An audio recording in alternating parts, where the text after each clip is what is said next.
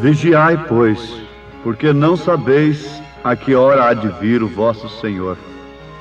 Mas considerai isto: se o pai de família soubesse a que vigília da noite havia de vir o ladrão, vigiaria e não deixaria minar a sua casa.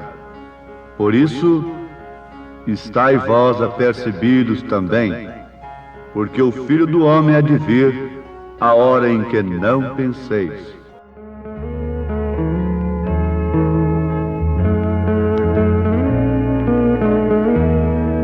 O Senhor Deus não faz coisa alguma sem antes avisar aos seus servos, aos profetas, diz o profeta Amós.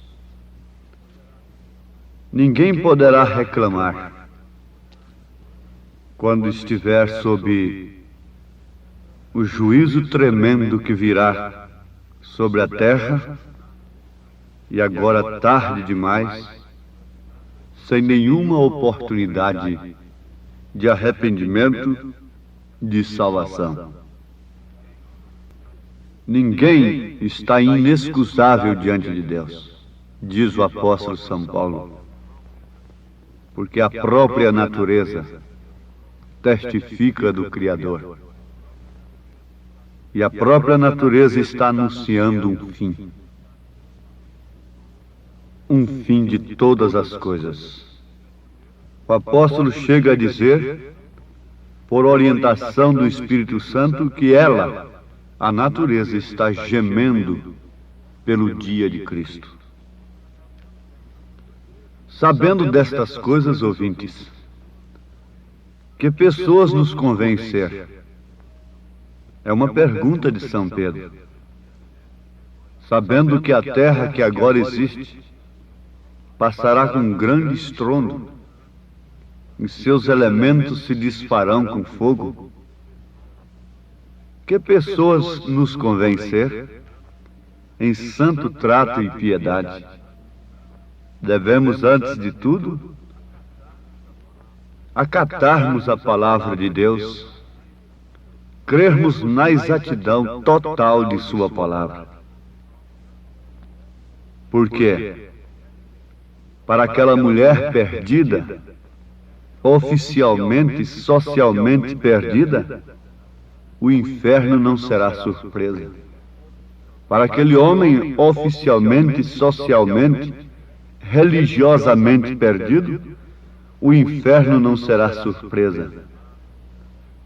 Mas, como o inferno será dobrado, e muitas vezes mais, para aqueles que, pensando ser salvos, estão perdidos, estão enganados pelas suas maneiras de crer. Vamos repetir o que diz Amós, porque Deus não faz coisa alguma, o Senhor Jeová não faz coisa alguma sem antes avisar os seus servos, os profetas. Mas vamos fazer uma pergunta. Porventura os homens se deram por avisados quando o aviso de Deus chegou a eles? Não, eles nunca se deram por avisados. E nem se darão por avisados. Sabe por quê? É por causa das pessoas a quem Deus usa para dar o seu aviso. Elas sempre vêm fora de todos os canais humanos,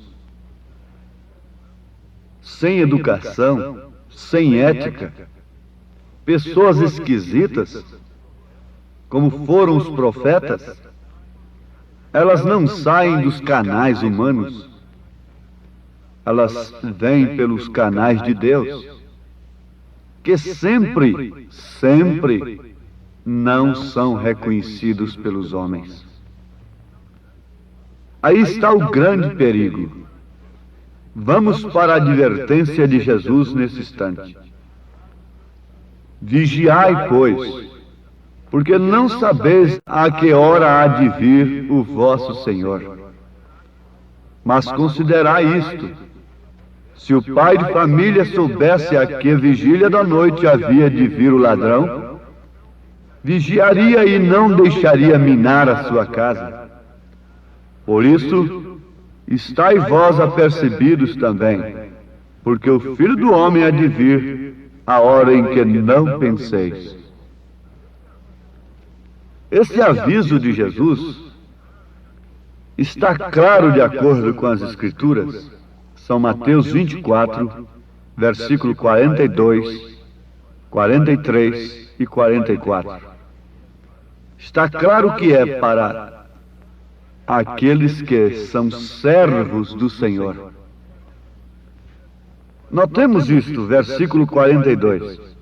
Vigiai, pois, porque não sabeis a que hora há de vir o vosso Senhor. Porque não sabeis a que hora há de vir o vosso Senhor.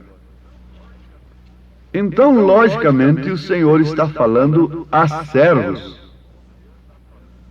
porque está falando vosso Senhor. Ligeiramente nós podíamos analisar nesse instante: temos sido realmente servos do Senhor? Ou temos sido servos dos nossos caprichos, das nossas necessidades, dos nossos próprios pensamentos? Em Apocalipse, capítulo 16, versículo 15, o aviso continua um tanto grave. Eis que venho como ladrão. Bem-aventurado aquele que vigia e guarda os seus vestidos, para que não ande nu e não se vejam as suas vergonhas.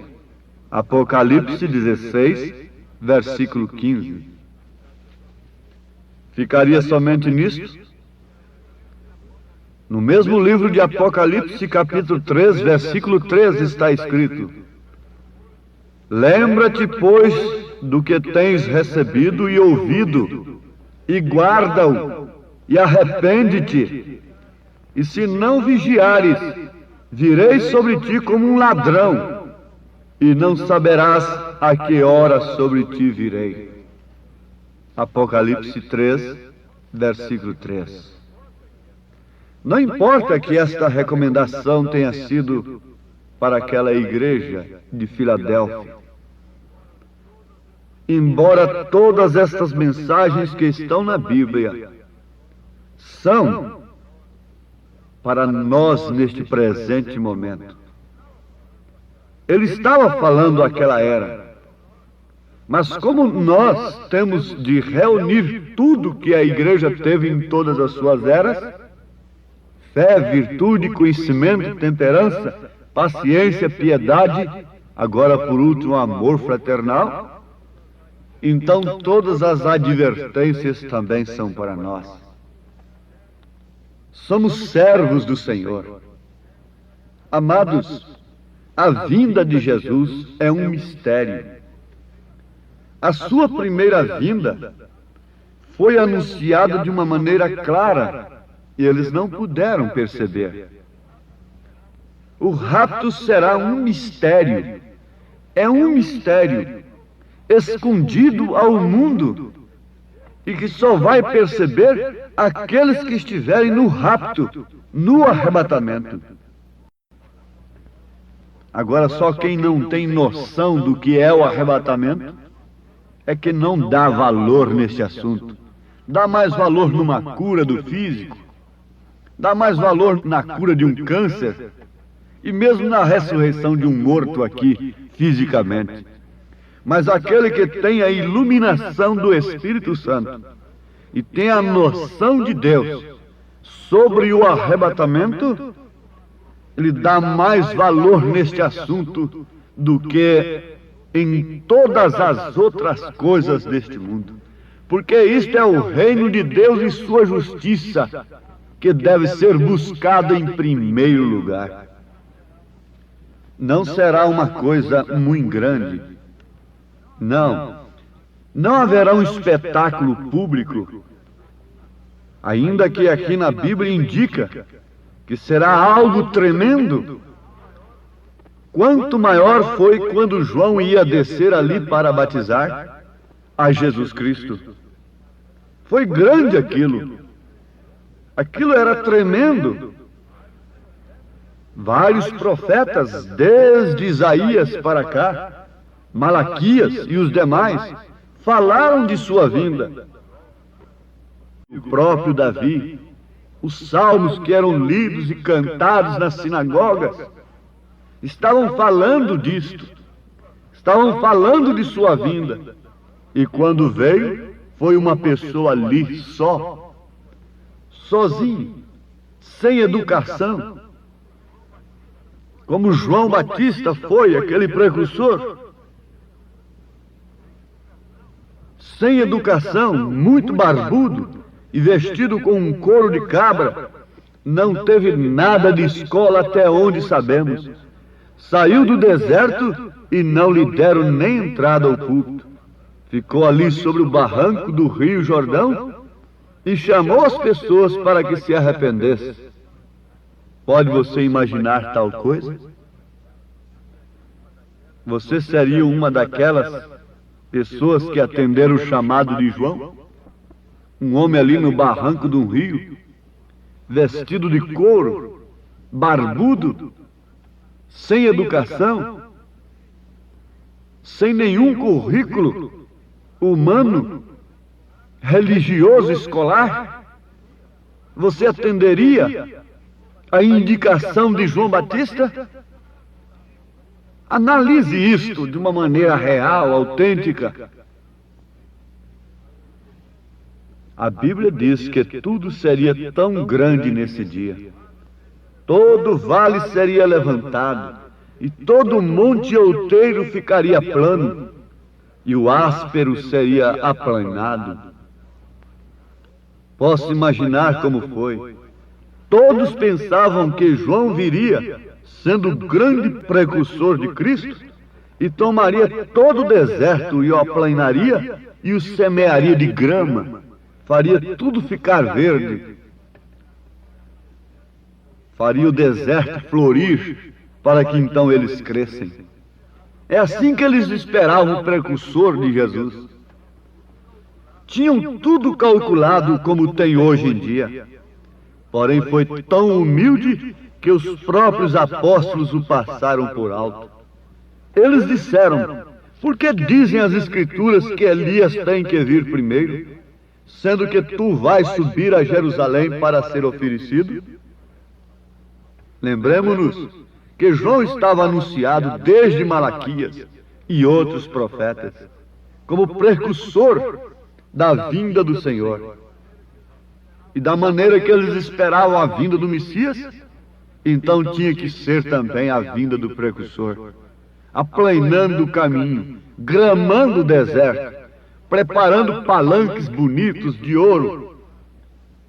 Mas a coisa foi totalmente diferente do que eles pensavam, porque era justamente, exatamente como Deus falara. A mesma coisa é agora. Não é diferente. Será exatamente como Deus tem falado. Virá como ladrão. Somente para os servos do Senhor. É exatamente como está escrito. É exatamente como Deus diz. Mas acontece que os homens, quando leem o que Deus diz, eles entendem completamente ao contrário do que Deus diz. E tudo o que está acontecendo é tudo ao contrário. O precursor veio da segunda vinda. Eles perceberam? Não, eles o taxam de falso. A mesma coisa está acontecendo. Está escrito a promessa do precursor da segunda vinda, Elias restaurando todas as coisas. Mas eles podem ver isso nas Escrituras? Eles podiam ver em João o cumprimento da Bíblia que eles tinham? Não. Eles podem ver no profeta desta era o cumprimento da Bíblia que tem recebido tantos monumentos hoje e tem sido elevada até as alturas. Eles não podem ver estas Escrituras, porque tendo olhos não veem, tendo ouvidos não ouvem, e assim por diante. Mas João fez exatamente o que estava escrito dele, e eles fizeram com ele exatamente o que deviam fazer. Assim também tem que ser com o Filho do Homem. Assim também tem acontecido agora. Estamos em pleno arrebatamento. O precursor tem vindo e eles têm feito justamente o que eles deveriam fazer com ele. Tem o taxado de falso. Não podem reconhecer a coluna de fogo sobre sua cabeça.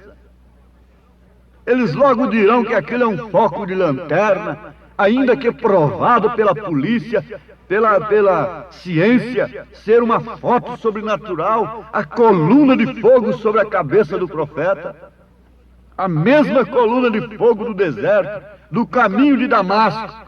Mas eles continuarão lutando contra Deus, tentando usar a sua própria palavra. Tentando usar a própria palavra de Deus contra Deus. Mas me mostrem onde falhou o profeta desta era como precursor da segunda vinda. Oh, tropeço tem demais. Tropeço tinham demais em João. Começando pelo seu nome que não estava nas Escrituras. Começando pelos canais que ele tinha vindo, completamente fora da tradição.